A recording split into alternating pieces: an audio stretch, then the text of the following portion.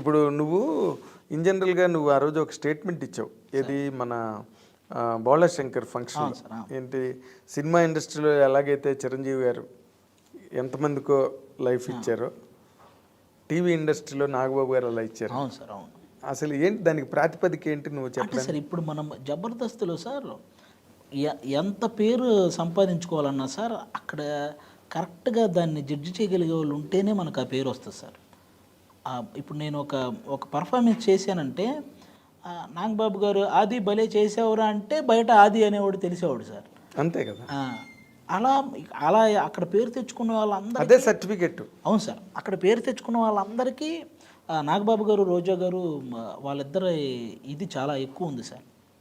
వాళ్ళ సైడ్ నుంచి ఇది రాకపోతే, ఎంకరేజ్మెంట్ రాకపోతే మేము అంత పాపులర్ అయ్యేవాళ్ళం కాదు సార్. ఇదైతే షూర్ షాట్గా చెప్పాలి సార్. అవునా? అక్కడ ఇప్పుడు ఎంతమంది అయితే జబర్దస్త్ నుంచి పాపులర్ అయ్యారో వాళ్ళందరికీ వీళ్ళిద్దరూ చాలా ఇది చేసినట్టే సార్. నాగబాబు గారు, రోజా గారు కంపల్సరీగా వాళ్ళ నోటి నుంచి ఆ పేరు రాకపోతే వాళ్ళు లాస్ట్ ఆ ఆరో వాడి పేరు చెప్పినా కూడా వాడు వెంటనే పాపులర్ అయిపోయేవాడు సార్.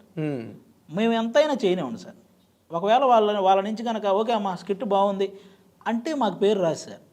ఇందులో ఆది బాగా చేశాడు, అందులో వాడు బాగా చేశాడు, ఈ పేర్లు వాడితేనే ఆ నేమ్ సార్. అది అలా నాగబాబు గారు మమ్మల్ని చాలా బాగా ఎంకరేజ్ చేశాడు సార్. అవును. అసలు గెటప్ సీన్ గురించి అయితే ఎంతలా చెప్తాడో నాగబాబు గారు. అవును సార్, అందరూ అసలు ఒకరని కాదు సార్, మమ్మల్ని అందరినీ చిరంజీవి గారికి ఫోన్ చేసి, అన్నయ్య ఈరోజు ఆది స్కిట్ చూడు, ఒక స్కిట్ భలే చేసాడు, ఒకసారి చూడండి అన్నయ్య అని చిరంజీవి గారిని చెప్పేవాళ్ళు. గెటప్ సీన్ సూపర్గా పర్ఫామ్ చేశాడు అన్నయ్య, ఈరోజు ఈ స్కిట్లో ఒకసారి చూడండి అని చెప్పి ఆయనకి రెఫర్ చేసేవాళ్ళు, ఈ ఫలానా స్కిట్ అని. ఆయన ఆ రోజు చూసి తర్వాత మేము ఎప్పుడో చిరంజీవి గారిని కలిసినప్పుడు ఆయన పర్టికులర్ స్కిట్ గుర్తు చేసి, అందులో నువ్వు ఈ క్యారెక్టర్ వేసి డైలాగ్ చెప్పేవి చూడని ఆయన డైలాగ్ చెప్తే మాకు ఎలా ఉంటుంది సార్? ఇంకేంటి అసలు మాకు అయ్య బాబు ఇదేంటి సార్, మీరు చూడడం ఒక ఎత్తు అయితే మీరు మళ్ళీ అందులో ఒక డైలాగ్ గుర్తు పెట్టుకొని చెప్పడం ఏంటి సార్ అని షాక్ అయ్యేవాళ్ళం సార్ మేము.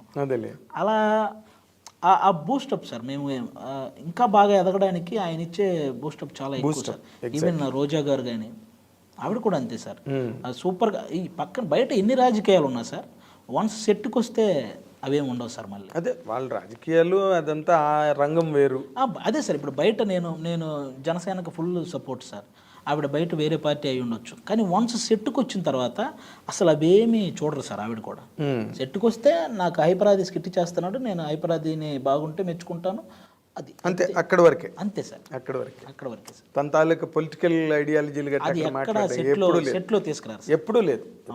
అందుకే అసలు మీ ప్రోగ్రామ్ పండడానికి కారణం ఏంటంటే ఆ ప్రోగ్రామ్గా మాత్రమే చేశారు. అవును సార్, అవును. అది చాలా గొప్ప విషయం. 11th years running sir. ఇప్పుడు 10 years అయిపోయినాయి సార్.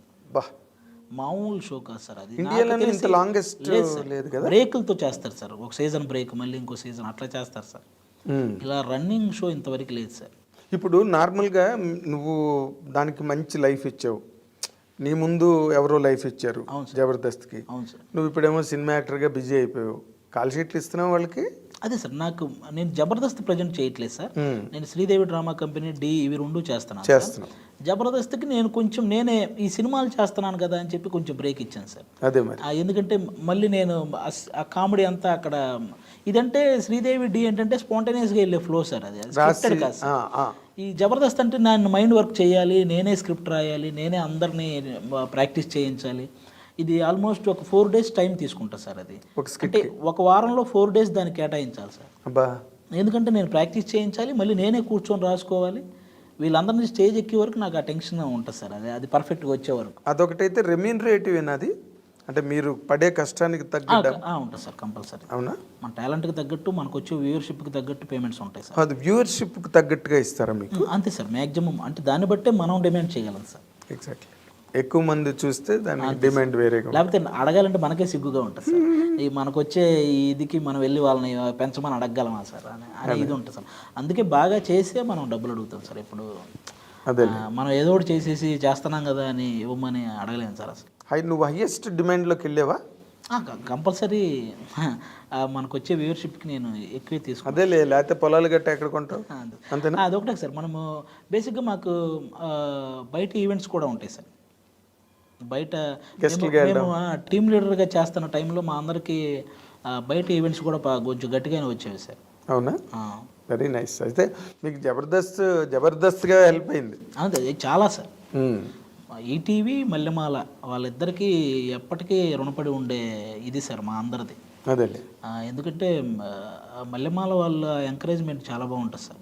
అవునా, అబ్బో చాలా చాలా. శ్యాంప్రసాద్ రెడ్డి గారు నెక్స్ట్ లెవెల్ సార్ ఆయన. అవును, ఎవడైనా వాళ్ళ పేమెంట్ రావాల్సింది వాడు మర్చిపోయినా వీళ్ళు కరెక్ట్ టైంకి వేసేస్తారు సార్. వాడికి చేశాను కదా మర్చిపోయాను అని వాడు అనుకోవడం తప్ప ఈ పేమెంట్స్ కరెక్ట్గా ఈటీవీ నుంచి మల్లెమాల నుంచి పర్ఫెక్ట్గా పడిపోతాయి సార్. ఎవరికి అందులో చేసిన వాడికి మ్యాక్సిమం చిన్న కష్టం తెలియకుండా అలాంటి పేమెంట్లు, అలాంటి పేమెంట్ వర్క్ సార్, అలాంటి వర్క్ సార్. వన్స్ అందులో మనం చేసిన తర్వాత ఏదో ఒక షో రన్నింగ్లో ఉంటూ ఉంటుంది సార్. నాకు తెలిసి ఒక గవర్నమెంట్ జాబ్ లాగా సార్, అదేలే, డోకా లేకుండా రెగ్యులర్గా జాబ్ లాగా. అంతే సార్, రెగ్యులర్గా మన దగ్గర టాలెంట్ ఉండాలి కానీ అది గవర్నమెంట్ జాబే సార్.